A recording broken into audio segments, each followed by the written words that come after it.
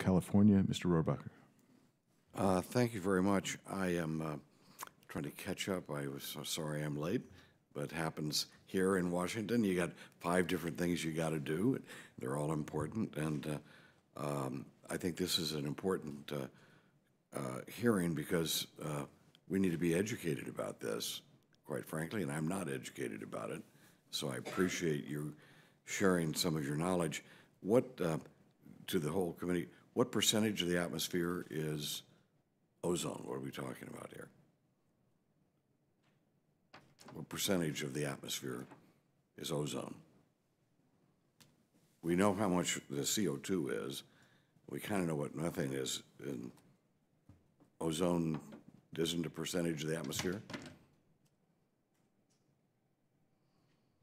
That's an interesting question. I think from a holistic value, I'm not sure that that can be answered adequately. I think the measurements that we tend to take are more on a regional and local scale.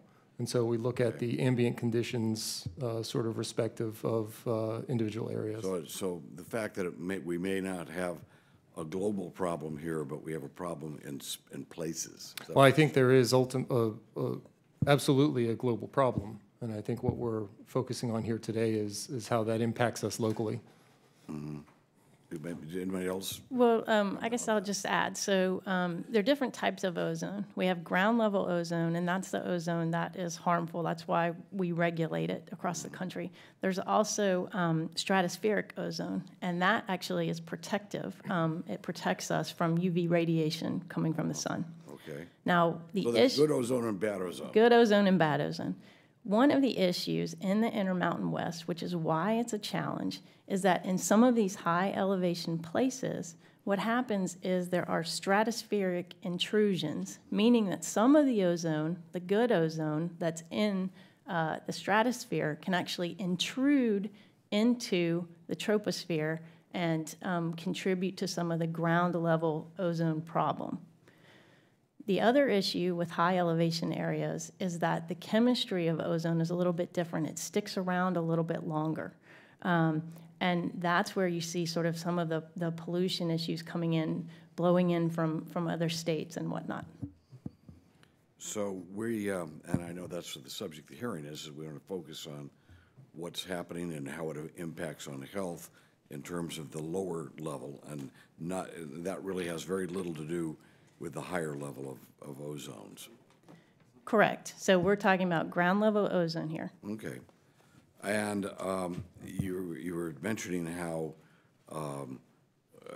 different dealings, and again, I'm an amateur on this. This is not something I'm happy you're here to tell us about it.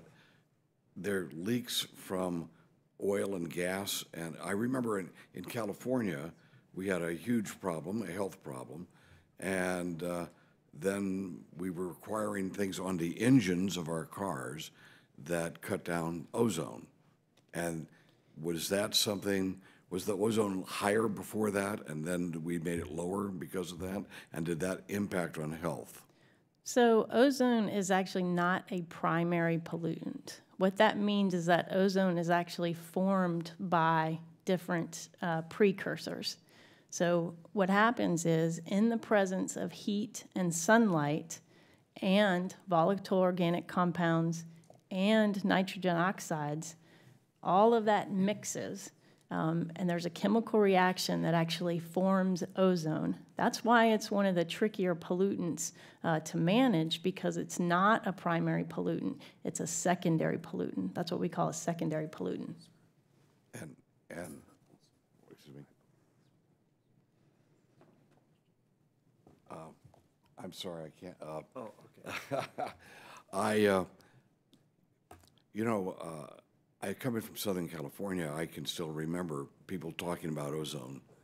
Are we healthier? Did we handle that with what we did on our engines? Because I know that cost a lot of money in terms of gas mileage, et cetera. But are we healthier because of that now? You are healthier because of that. If you look, there's actually work done in Southern California by a prominent researcher, Gauderman, who's actually been able to demonstrate the improvement in children's health because of the reduction in air pollution generally. So we know that these controls work and that they lead to better health outcomes. Well, we know generally, but I was thinking about ozone. And do we know, is there someone else want to jump in on that? Congressman, I'll be glad to say that we appreciate the controls and the impact it's making, particularly in the NOx, because in our area, the VOC is a very small contributor to our ozone precursors. I would like to address your question about the oil and gas. And I have to salute the energy companies that operate in the Eagleford Shale. Last year, the highest production of oil came out of the Eagleford Shale, particularly Karnes County, more than any place else in the world. And the energy companies that are operating in South Texas have made significant investments in technology to really respect people's health and to take those measures to really lower their emissions.